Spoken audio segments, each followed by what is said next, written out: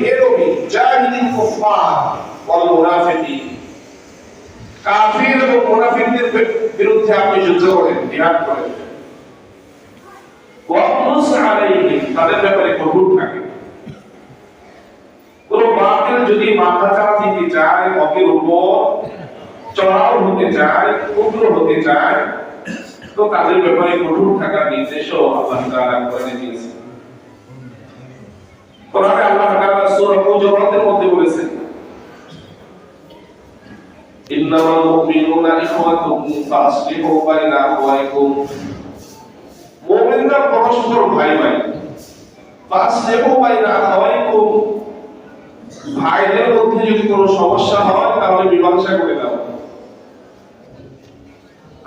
মীমাংসায় যদি কেউ সমাধানে না আসে, উগ্রগামী হয়, তো তাদের ব্যাপারে কঠিন হুঁশিয়ারি বাণীও সেই সূরায় আল্লাহ পাক নির্দেশ করেছেন। আল্লাহ তাআলা বলেছেন, মীমাংসা করো, মীমাংসা যারা না মানবে তাদের ব্যাপারে হত্যার নির্দেশ পর্যন্ত আল্লাহ দিয়েছেন, কঠিন হুঁশিয়ারি বাণী উচ্চারণ করেছেন। তো বলতেছিলাম যে দ্বীন শিক্ষা করা ফরজে আইন এবং ফরজে কিফায়া সবার জন্য। এজন্য প্রত্যেকটা মহিলায়, মহল্লায়, প্রত্যেকটা পরিবারে একজন হাফেজ আলেম জরুরি। দেখবেন যে ঘর থেকে একজন আলেম বের হয়ে আসছে, হাফেজ বের হয়ে আসছে, ওই পুরো পরিবারটা সহজে সিরাতে মুস্তাকিমের দিকে আস্তে আস্তে চলে আসছে। যে পরিবার থেকে একজন হাফেজ আলেম হয়েছে, ওই পরিবার দ্বীনের দিকে আস্তে আস্তে চলতেছে,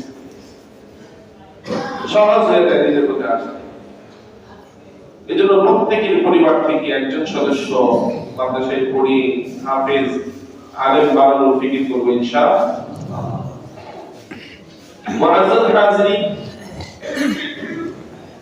হাফেজ আলেম হওয়ার পর দ্বীন ও শরীয়তের ব্যাপারে তাদের ভিতরে আল্লাহর ভয় বেশি থাকে।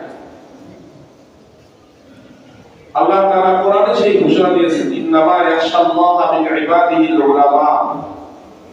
কোরআনের ঘোষণা আল্লাহ বলেন, ইন্নামা ইয়াখশাল্লাহা, নিশ্চয় আল্লাহকে ভয় করে, মিন ইবাদিহি, আমার বান্দাদের মধ্য থেকে, আল্লাহর বান্দাদের মধ্য থেকে, আল উলামা, আল্লাহর বান্দাদের মধ্য থেকে আল্লাহ তাআলাকে সবচেয়ে বেশি ভয় করে কে? আল্লাহ কোরআনে বলেছেন, ইন্নামা ইয়াখশাল্লাহা মিন ইবাদিহি, নিশ্চয় আল্লাহকে তার বান্দাদের মধ্যে সবচেয়ে বেশি ভয় করে আল উলামা, আলেমগণ। কোন ভুল ত্রুটি বিচ্ছেদ হলে তাদের তওবা নসিব হয় না।